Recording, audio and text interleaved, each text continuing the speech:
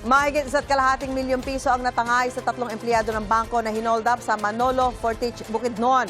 Ayon sa pulisya, galing sa isang branch sa bayan ng Libona ang 3 empleyado at idedeposito sana ang 1.6 million pesos sa branch sa Manolo, Fortich. Bigla raw pinaulan na ng bala ang kotse ng mga biktima ng mga hindi pa natutukoy na salarin.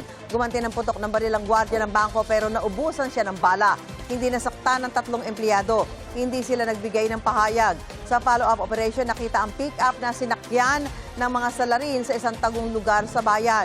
Inside job ang isa sa mga tinitingnang anggulo sa investigasyon.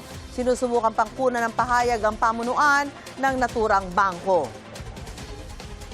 4 na armadong lalaki ang arestado dahil sa pang-hold up umano sa isang grocery store sa Chaong, Quezon. Ayon sa pulisya, kabubukas pa lang ng tindahan nang pasukin nito ng mga armadong lalaki at tinangay ang 100,000 pesos na laman ng kaha. Tumakas ang 4 na sakay ng 2 motorsiklo.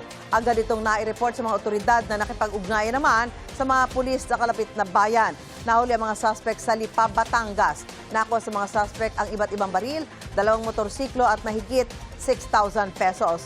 Hindi sinabi ng pulisya kung nasaan ang ibang perang ninakaw sa grocery. Nasa kustudiya na ng Chaong Pulis ang 4 na suspect. Wala silang pahayag.